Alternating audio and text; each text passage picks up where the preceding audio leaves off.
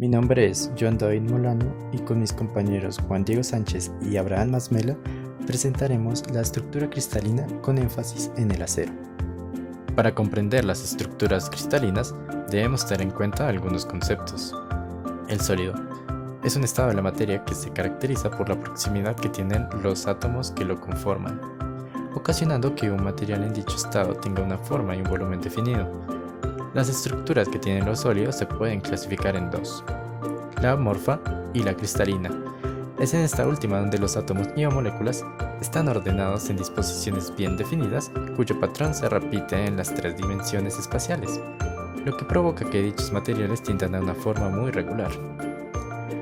En dicha clasificación de estructuras cristalinas están los metales que se caracterizan por su maleabilidad, ductibilidad, conductividad eléctrica y magnética, gran capacidad de aleación, etc. En este video haremos énfasis especial en un tipo de aleación metálica que se considera una de las más importantes de la historia de la humanidad, la cual es el acero, que se relaciona perfectamente con los tópicos de la estructura cristalina. La red cristalina es la forma en la que se ordenan o empaquetan los átomos y o moléculas en un patrón idéntico denominado celda unitaria, la cual se clasifica en 7 clases básicas, distinguidas por sus ángulos y la distancia entre sus vértices. Los átomos se distribuyen formando este patrón, donde según el tipo se pueden subdividir en su forma primitiva, centrada en el cuerpo, centrada en la cara y centrada en la base. Para visualizar la celda unitaria se tiene en cuenta a las partículas como esferas, de modo que la celda describe el menor agrupamiento de átomos que se repiten para formar la red cristalina. El empaquetamiento. En los sólidos metálicos, las partículas se ordenan en estructuras que les permiten tener un mayor contacto o cercanía, dejando un mínimo de espacio entre ellas en la celda unitaria. De esta forma aumenta la atracción entre las partículas. Es así que la estructura se encuentra de la forma más óptima y se puede medir la fracción de espacio que ocupa el metal respecto a la celda. Esto es llamado factor de empaquetamiento.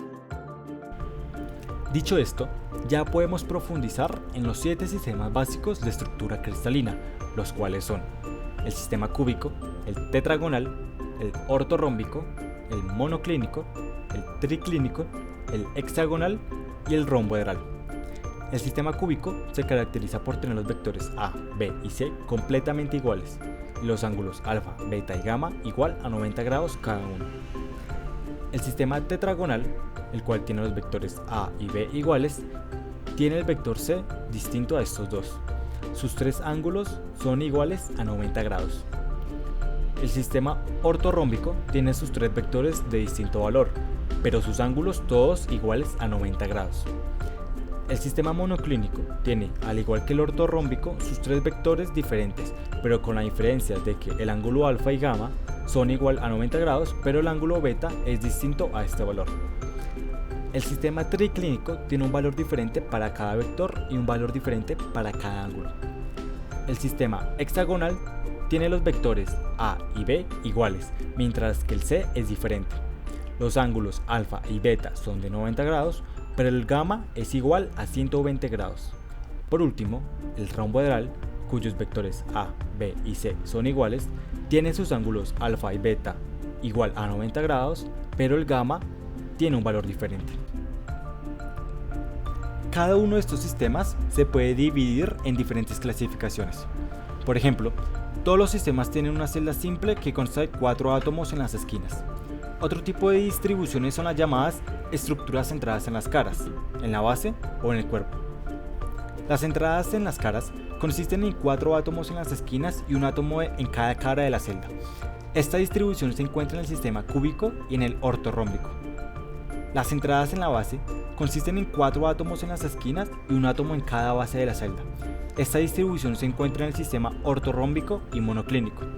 Por último, la centrada en el cuerpo consiste en 4 átomos en las esquinas y uno en el centro de la celda. Esta distribución se encuentra en el sistema cúbico, tetragonal y ortorrómbico. En los metales y sus aleaciones, principalmente se encuentran estructuras cúbicas, ya sea de forma simple, con base en la cara o con base en el cuerpo. Ya conociendo la teoría de la estructura cristalina, Ahora debemos enfocarnos un poco más en la estructura específica del acero. Sabemos que el hierro es alótropo, o sea que puede formar diferentes estructuras cristalinas según variaciones en su temperatura. Por dicha razón, debemos hacer uso del diagrama de fase de la combinación hierro-carbono. Este diagrama muestra las variantes de compuestos que se pueden formar al alear el hierro con diferentes porcentajes de carbono a diferentes temperaturas. Las fases allí mostradas son válidas a una presión de una atmósfera. El eje X representa el porcentaje de peso de carbono que se encuentra en el hierro. El extremo izquierdo del eje X representa el hierro puro. A medida que vamos avanzando sobre este eje, se va aumentando el porcentaje de peso de carbono en el hierro. El eje Y representa la magnitud de temperatura en escala de Celsius. Los compuestos que contengan menos de 2,11% de peso de carbono se clasifican como aceros. Puesto que ya definimos el diagrama de fase del hierro, nos vamos a concentrar en dos fases en específico, la fase ferrita y la fase austenita. En la fase ferrita se presenta una proporción muy pequeña de carbono, solo un 0.022% de carbono. También tiene una estructura cúbica centrada en el cuerpo, con un factor de empaquetamiento del 68%. No permite muchos átomos de carbono. La fase austenita se puede encontrar hasta un valor de 2.11% de composición de carbono y un rango de temperatura de 720 a 1495 grados centígrados. Al igual que la ferrita, tiene una estructura cúbica, pero esta vez es centrada en las caras, por lo que tiene 4 átomos por celda, por lo que es más densa que la ferrita. El factor de empaquetamiento es también mayor, con 72%. De forma general, hay dos tipos de maneras en las que los carbonos se pueden acomodar en las estructuras cristalinas del hierro. Los huecos donde se pueden ubicar pueden ser octoédricos o tetraédricos. Estos nombres derivan del número de lados del poliedro formados por los átomos de hierro que rodean un sitio dado. Un átomo de carbono tiene 6 vecinos más próximos en un sitio octoédrico y 4 en un sitio tetraédrico. Se puede decir también que en el octoédrico tienen más espacio, donde pueden caber más átomos de carbono, por eso su concentración puede ser mayor sin afectar su estructura.